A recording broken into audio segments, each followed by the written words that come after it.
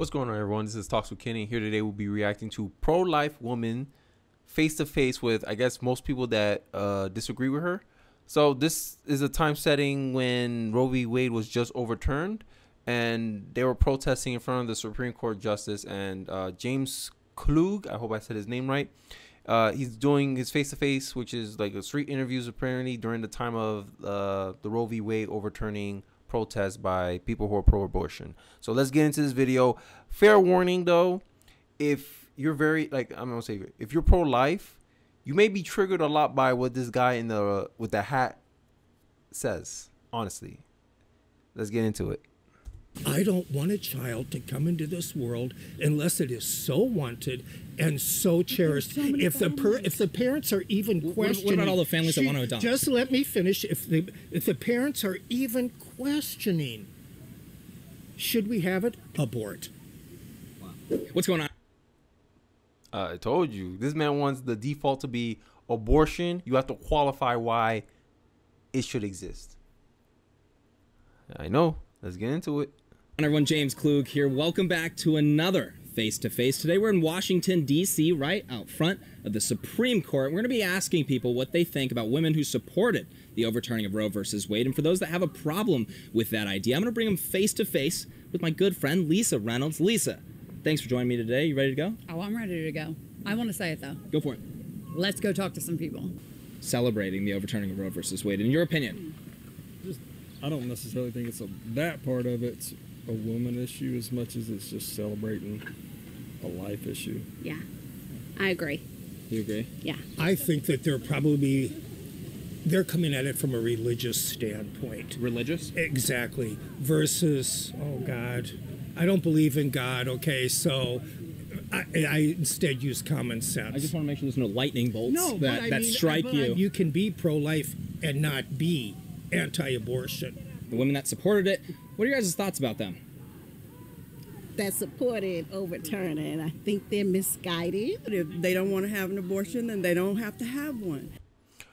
So here's my thing. This is where, like, you see the lady in the black, she has the Black Lives Matter shirt on, and one of the things I always wrestled with was the fact that the most aborted baby in America is a black one, but Black Lives Matter. So these same people here that are like, oh, it's a woman's right to choose. So are you saying the women's are responsible for having the most black deaths in United States history?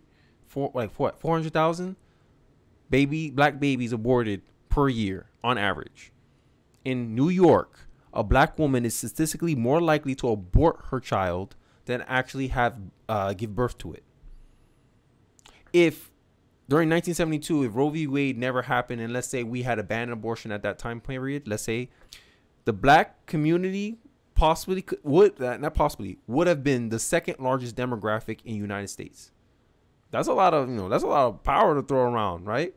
People will have to compete for the black vote. It's not if they want to or not and still win elections. They have to compete for the black vote. So that could have been the black community, but we see it here pushing policy that in the long run hurts us. Where the person who started all Planned Parenthood and all that stuff was a avid KKK member, that she saw black people as weeds to be exterminated, and you're following right along. Let's continue.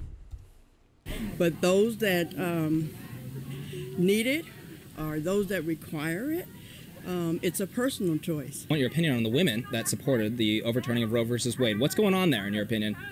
Do you agree with them? Do you disagree with them? I'm pro-life. You're pro-life? Yeah. That actually we're in favor of the overturning of Roe versus Yeah, Wade. I'm in favor of it. You're in favor. What are your thoughts on? I'm unimpressed. I mean, I could be mean, but I don't. No, it's a very polite way of putting it. They have the right to do it. If my daughter were there, I'd have. I'm just grateful she's not there. I think it comes from it has to come from a lack of education. Because there are so many women that abortions and that medical procedure are saving lives. What life is being saved by an abortion happening? A successful abortion means a life was taken away. Because at the end of the day, we're not arguing about whether a woman is allowed to have an abortion or not. We're arguing whether the human life in the womb deserve rights or not. That's what we're arguing about. Because if it's a human, if we designate the embryo as a human, which it is, it's a human embryo. It's not a dog. It's not. It can't be nothing but a human. If you let nature take its course, another human will be produced. So it is a human embryo. The reason why they don't want to specify it as a human embryo is because if you infer that the embryo is human, then that means that human deserves rights. And they don't want to give it rights, because if you give it rights, abortion will not be allowed under no circumstance. So this is the argument we're having. We're not arguing about abortion. We don't care about abortion. We're caring about, hey, you're doing a procedure that takes a life away. You rob the opportunity at life because you arbitrarily decided whether that life was worth having or not. That's the argument we're having. We're having an argument about if society has a vested interest in preserving life. If you say yes, then that means we have to look at it. Hey, is the embryo alive or not? You guys believe, who are pro-abortion, you believe that life begins at your perception. We believe that life begins at conception, because personally, life is constant to me. It was always alive. You don't become alive. You are alive. You're either alive or you're dead. There's no in-between limbo that exists where you can arbitrarily decide, hey, it's alive, it's not alive, right? Because sperm and egg are potential life. But the minute they combine, you created a unique DNA sequence. You created a blueprint where, given enough time, a human will be fully grown to the point where you will have to agree that it's alive. It's obvious it's alive. If only things that are alive can give birth to something that is alive, that means the thing has to be alive. But no, you don't want to take that. Yeah, I don't want to take that logic, though. They're going to be like, oh, that's your beliefs. We can't prove that it's alive. What evidence do you need? You have DNA when you was the embryo, and you still have DNA where you're at now. That's the thing that's constant, DNA. So now you're gonna disprove, oh, DNA don't exist. You don't become black. You are black. I don't see people white. Oh, I'm gonna become black now, and then they slowly become black. That's the same thing how I view life. You just don't become alive. You are alive. That's it. Is that something that you've seen that's common when it comes to women celebrating the overturning of Roe versus Wade? You're obviously one of them then, huh? Is that correct? I am, and I think it depends on where you're asking that question. I mean, if you're asking the question right here in D.C., you're gonna get a different answer than you do in some small town. Yeah. You know, there is obviously here at the Supreme Court, it's going to tip one way for sure. Mm-hmm. But there is a fair balance of people being pro-life and pro-choice in D.C. for sure. Good. Miss, really quick question for you. Okay. Being a woman that is pro-life here in D.C., it sounds like you're visiting. But are you visiting? I'm visiting. I might like a little bit. So, right.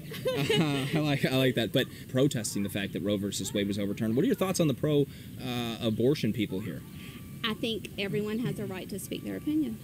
So they have every right, just like anyone else does, to stand there and protest. What happened Friday was legendary and landmark and momentous and huge and awesome and step in the right direction. There's a long way to go. But yeah, put the pressure on the states. And then people can choose what state they want to live in. Lisa right here, a good friend of mine. Lisa is actually one of the women that is against Roe versus Wade. She wanted it overturned. She's pro-life. You know, he believes that a lot of the women in that pro-life kind of field would be coming at it from a religious perspective. What do you think about that? Versus medical, all those kinds versus of scientific or just medical. I mean, that's more, I think, philosophical. You know, as somebody who studied politics and things like that. Yeah, it's philosophical, but to me, I think because I lean more on empirical evidence, right? That if I can prove my theory, right? If I have a theory, oh, life is constant. Okay, how can you prove life is constant? DNA, because what's consistent between when you were an embryo and where you are now? Your DNA. So if your DNA predetermined how you already going to exist, that means you are alive, because only living things grow. If you were dead, you wouldn't grow.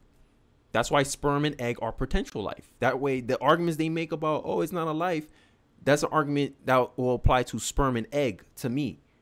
But once an embryo happens, you have both chromosomes that technically make you a life. You XX and XY. Life. That don't change. That's from that point on, it was already determined what you was going to be. It was just science trying to discover what you are, but you was already existing. A lot of people, they really think that they control their own reality, and what they say goes. I'm arguing from, hey, I'm trying to prove something objectively. You coming at it from subjectively. This is why pro-abortion people and pro-life people can't seem to properly debate, because one side's coming on and, hey, I'm trying to show you my evidence for why life exists, and one's trying to give you a perception about where we should value life. We're making two different arguments here. But hey, let's continue the video. That I believe that the government's role is to protect life. Like, that's their primary goal, is to make sure that you and I can live in society, not have anybody hit us over our head, take our things, you know. That is their primary goal. And because biologically I can't determine when, you know, I think it becomes life at conception, but I believe that from a scientific point, because I can't just pick an arbitrary date where, okay, now it's a life and now it's not. So say we pick 15 weeks, it's not, you know, 14 and a half. I don't see I can't distinguish it there. So I'm trying to think, if the government's role is to protect life, and we can't just pick some arbitrary number, then we have to be consistent with that and protect life at all costs. So what are your thoughts about that? What do you think I about totally that? understand where she's coming from, but I think that we're not taking it a little bit further. We're looking at it as just saving life. And if you look at it that it's a life as soon as it's, you know, the sperm touches the egg, you are more than entitled to believe that and act accordingly. This is the it's now the States of America. I don't call it the United States anymore. But I feel that. I don't feel united either. So yeah, because everyone has now a different worldview. Like, we're so fractured as a culture, right? There's a Pew Research that I found that 2020, during the year 2020, that 73% of people, of Americans, don't believe in the same basic facts. Like, they can't agree on basic facts. 73% of Americans. I really believe that. So if you're living in a country where 73% of the population don't agree on basic facts, how can you be a United States of America? Why force this? Like, why force the United States of America? Let the national divorce begin. I'm pro national divorce, right? You can't involuntarily keep states that ideologically go against each other at every turn. Every time one seat of government come in, is like the country's swinging. There's no basic foundation where we all can agree on. What's the point of keeping this facade of a united nation? A United States of America. Only an abusive person will want to have someone stay in a relationship that's not working for them. Just my thoughts. Exactly, and it's sad. We're not thinking of the child that's born. We're thinking of, okay, save a life. Okay, what if it's a crack baby? Would you adopt a crack baby? 100%. Do you know how many people are waiting? How many people would not do that? Wait. So I'm only going to push back a little bit, and then I'm continuing on to the video. Most people who adopt are pro-life. That's without a fact. That's a fact. Most people who adopt are pro-life, right? Angie Courtney Barrett, one of the Supreme Court justices, she has, I don't know how many kids, all from Africa, I think, or Haiti, I believe. She has two adopted kids from Haiti, I believe. I don't quite remember, but I know she adopted some kids, right? Pro-life people, we really believe this stuff. Like, hey, if you want us to adopt, we'll adopt. We want to reform the foster care system. But in the day, every life is worth living. I don't care how much struggle, how much pain you went through, because we all go through struggle and pain. Just because you come from a wealthy family, 2-parent household, you had a great standard of living, doesn't mean you don't have problems. Everyone has problems. We all got problems. This world's not perfect. Life is struggle. And it's what you make of the struggle that makes it fulfilling and worth doing. It's hard to become a doctor, but once you become a doctor, you look back and you say, hey, this journey made me who I am today. But just because you had a hard life, that you shouldn't be allowed to exist. He's essentially making an argument of why black women should just abort their kids. The 73% single mother rate, you're setting up your kids to statistically be a menace to society. 13% of the population is committing 50% of the crime. There's a correlation here. We shouldn't let these women have kids. He literally can make a eugenic argument, if you believe his premise, that you shouldn't condemn a kid to a bad life, in his view, because that's all personal perception. You could be adopted by somebody and you had a great life, like Annie Corey. Those kids have a great life. And most people who, before you can adopt, you have to pass qualifications to adopt somebody. But no one sees past that. They just see the negative. Oh, the kid's gonna get abused. People get abused in their own, like, by their own biological parents. So you're saying biological parents shouldn't have kids either? Come on, like, there's a slippery slope here. When we start trying to qualify life, what else can you open up a can of worms where people will try to qualify other things as well? Oh, we should put birthing license. Certain people shouldn't allow to be born. You're making eugenics argument here. But I digress. Let's continue. We listen, for every baby born, real quick, every baby born right now, there's 36 families waiting to adopt them, and any kind, Down syndrome babies, crack babies, it happens all the time. So that argument to me says, okay, so say a kid is in a crack family home now, and it's a year and a half, and it's living a horrible life, and it's being beat, and all those things, that we should probably just kill it, because then that would be better for them in the long run. That's the same argument, and that's not true. Well, I believe that. You believe that? You believe it that would be better to not have never been born. Wow. It would have been better if he would never been born. So, at least he's consistent. Now, most pro-choice people who say they're pro-choice, they wouldn't say what he just said. Right? Because one reason that always trip up pro-choice people when they argue with me about their perception of life, I use my 2-year-old son. I go, okay, let's say my wife believe what you believe. My son wouldn't be here. My son's alive, right? Of course you're going to say yes, because it's obvious. He's running around doing whatever. But they're going to try to claim, oh, it's in the woman's body. The woman gets to choose. So I say, okay, so you want women to be the arbiter of who gets to live or die. So you want to make women mini tyrants, essentially. Damn, my mom could have killed me. I was at her mercy, but she allowed me to live. Come on. That's not a very loving way to look at your mom. But hey, I digress. Let's continue. Absolutely, I believe that. Well, what about all the kids that were born to like crackhead parents that grew up to be something fantastic and have changed the world? What's the percentage? It doesn't matter. To me it does. If it's 1 out of 1,000, are you tripping? Really? Absolutely. Yeah. So essentially, let's say you let him run the country, let him be king of America. Let's say we ran on a monarchy and he was king of America.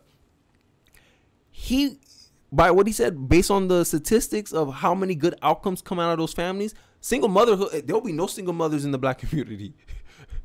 There'll be no welfare. There'll be nothing. Because to me, welfare is a pro-life policy. I don't care what y'all say. Because the only reason you get welfare is because you had a kid. That's it. But in the same breath, you want to be pro-choice. That's what I'm saying. There has to be some consistency here. This guy, if you let him run the country, and this guy saying that the statistics has to justify whether you get to live or not. It's not a woman's right to choose for him. He's making a eugenics argument. And that's what I'm saying. Because, the slippery slope argument you saying is it went from safe, legal, and rare in 2008 to abortion on demand. In what? 12 years? How you accelerated that fast? I'm asking questions here. I am shocked right now. I honestly am shocked too. Could you expand on that a little bit for Lisa, somebody that does support the overturning of Roe versus Wade? Well, I just believe it's my body, my choice. No, it's not. Because it's not your body that's affected when the baby gets killed. It's a separate entity. It's separate from you. Literally, if we can take it out and have it live on its own, it would have lived on its own. But the fact that it's dependent on you, the minute we remove it, it's dead. So is it really my body, my choice? These are some questions I'm asking here. Because that's the point. We're trying to determine, does that life has value? And should one person have decide whether something gets to live or die? Because if you make that case, then the government will get to decide who gets to live or die. It's a slippery slope argument that happens. Oh, I believe it should be my right to choose. All right. How about you have the baby and give it up for adoption? At least, because this is what I don't want to happen. I don't want women to become the gatekeeper of life and death, because then the government can use that against you. Oh, you chose to have that baby. Why the government should take care of that kid? We didn't incentivize you to have that kid. You chose to have that kid, so you should raise it. The government become really harsh real quick. Birthing license. I think that's going to happen if we become abortion on demand country. birthing rights is going to happen. Oh, you don't have qualifications to have a kid, abort. We'll end up like China with a declining birth rate. They have a super senior population in China. That in the future their country is going to be gonzo like that. That's why they're pushing people to have more kids. They remove their one-child policy. But no one wants to look at the negative effects of that. Those that agree with overturning Roe versus Wade are probably the same ones that that are for or against gun control. You know, so if we're going to save lives in one aspect, in one respect, we need to save lives in all respects. Lisa, what are your thoughts on that? So, I mean, Roe versus Wade is not saying that abortion is illegal across the land. It's just bringing it back to states. The individual states get to decide if it's appropriate or not. They were saying. I remember the lady was like, "Oh, they're misguided," but you're misguided. You didn't even know what Roe v. Wade was. You let these people fearmonger you into thinking that they removed your right to choose, so-called choose.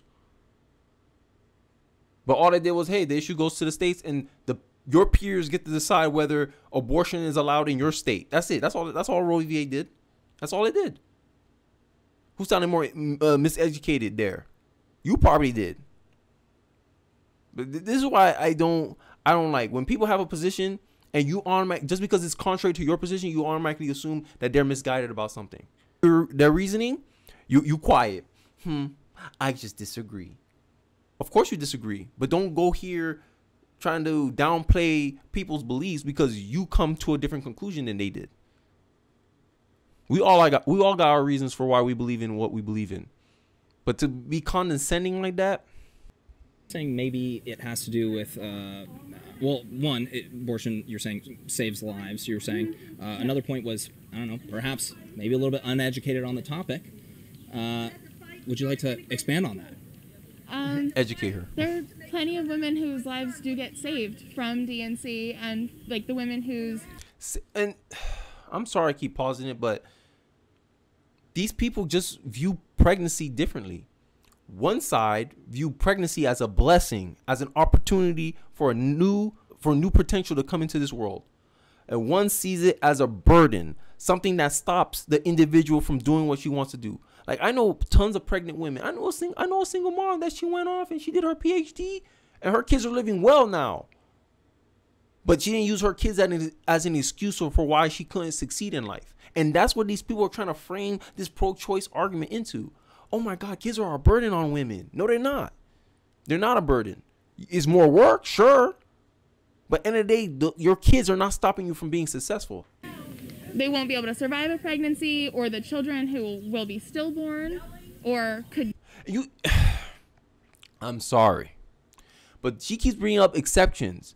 Stillborn pregnancies. What are the probability of that happening? It's possible, yes. What's the probability though?